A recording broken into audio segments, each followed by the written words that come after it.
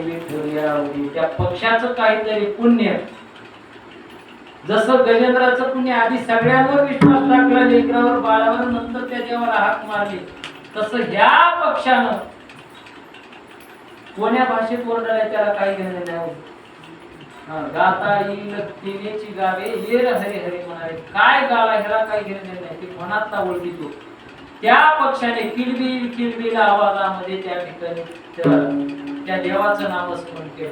येईवो येईवो येईवो धावनिया, त्या देवाचं नाम स्मरण केलं. आणि त्या देवाला काय, फक्त तुम्ही इथून हृदयामधून हाक मारा, हाके सरशी उडी घालून या स्तंभ फोडी, ऐसी कृपावंत कोण, माझ्या विठाई वाचून. पक्षीनी मोठ्याने देवाचं नामस्मरण करायला सुरुवात केली. तिचा स्वर तिची गुणगुण. आणि त्यावेळेस देवानं उडी मारली आणि जो पारधी होता ना, त्या सापाचं रूप घेतलं देवानं, पारध्याला डसला देव. देव कोण या पक्षी बाण तो विधिला. त्यानं काय केलं, अचूक पद्धतीने त्या पक्षाकडे बघितलं, बाण सोडला, खालून ससाला सोडला. एखाद्या वेळेस बाण हुकला, वाऱ्याच्या दबावामुळे बाण हुकल, अन्य कारणाने बाण हुकल, तरी खालून काय व्हावं, ससानं जावावं आणि त्या पक्षाला धरून आपल्याकडे आणावं. पूर्वी लोक शिकार करण्याकरता ससाने जात होते. नामबारा दृष्टांतामध्ये सांगतात की लोक शिकार करण्याकरता काय काय लागतं, दोरी लागते, ससानं लागतं. मग ती खालून ते प्राणी सोडला, ते पक्षी त्या ठिकाणी देवाचं नामस्मरण करायला लागला. देखोन या पक्षी बाण तो विधिला, बाण तो लागला सशान्याशी. तुकोबर दृष्टांत देतात, पक्षाला बघितलं, पक्षाला मारण्याचा प्रयत्न केला, बाण सोडला, पण देवानं नाग रूपामध्ये येऊन त्याला दंश केला आणि त्याचा नेम हुकला आणि लागला कुठं, बाण तो लागला सशान्यासी.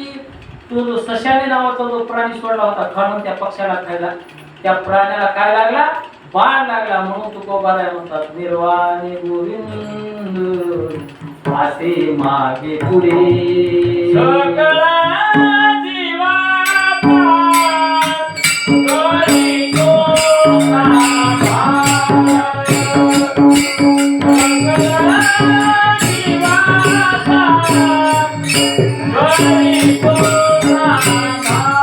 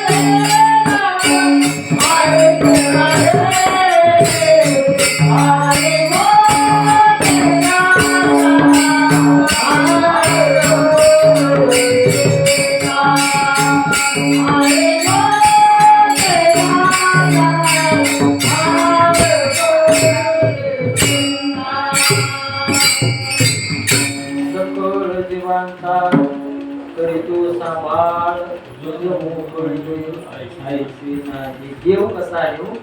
देव मागे देखील राहतो, पुढे देखील राहतो आणि कसलाही जीव असेल तर त्याचं रक्षण करण्याचं काम, त्याचं पालन पोषण करण्याचं काम तुझं मोकळे आईसे नाही. म्हणून चिंता करत बसायची नाही, कारण देव जो भक्त आहे, ज्याचा विषय त्या ठिकाणी नारायण झालाय, त्याचं देव मागे कधी कधी उभा राहतो, कधी कधी पुढे राहतो. अन्य रूपामध्ये कितीही शत्रू विशाल असेल, देवापेक्षा कोणी मोठं नाही.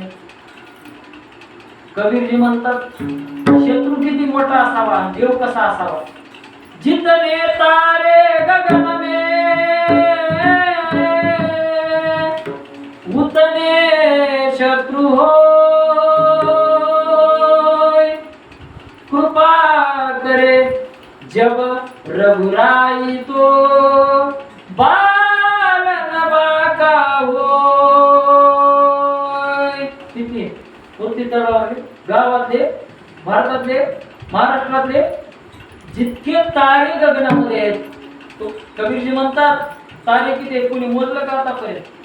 काही अनुमान लागलं नाही किती तारे.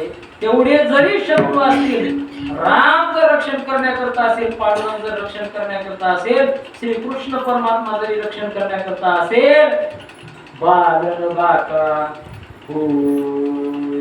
प्रसंग आहे की ब्रह्मांड नाश करण्याची ताकद द्रोणाचार्य, कृपाचार्य यांच्याकडे होती, पण अर्जुनाचा बालन बाका होय. काही त्यांच्या केसाला धक्का लागला नाही, म्हणून निर्वाण असे मागे पुढे काहीच सापडे पडून. आपल्याला काहीच संकट देव पडू देत नाही.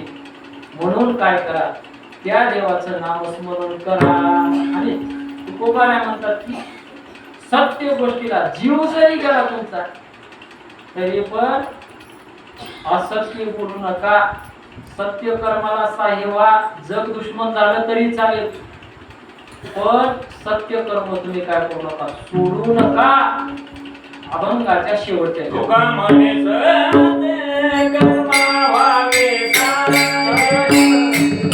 तुका म्हणे सत्य कर्मा व्हावे सारे.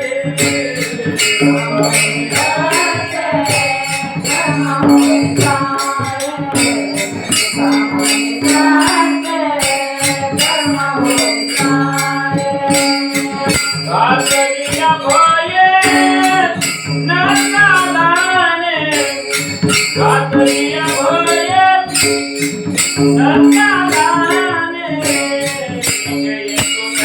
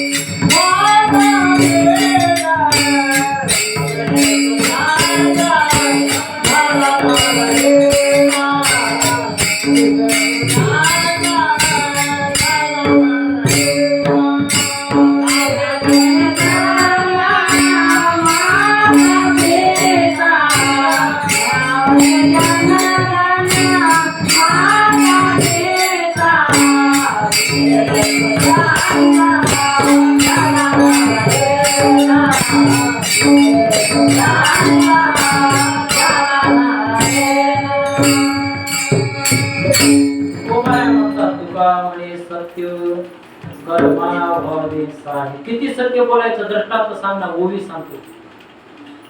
अहो, असत्य बोलून मित्र करण्यापेक्षा सत्य बोलून एकटं राहा. देवाचं नाम स्मरण कर, एकांती लोकांती एकटं राहा. एकटं राहा, पण काय करा, सत्य बोला. तसं सत्य बोले मुखे दुःख वे अनेकाचे. दुःख जरी झालं कोणाला तरी पण त्या दुःखामधून जर कोणाचं क्रोध नसावा सत्पुरुषाचा, लोभ कुणाचा बाधक. ज्ञानोबा म्हणतात काम नसावा परस्त्रीचा, क्रोध नसावा सत्पुरुषाचा, लोभ पुत्राचा बाधक. काम असावा ईश्वर भजनी, क्रोध असावा इंद्रिय दमनी, लोभ असावा प्रसाद सेवनी लोभपाल असावा. प्रसादाचं सेवन करत असताना लोभ असावा. काम ईश्वराच्या भजनाचा काय असावा, काम असावा.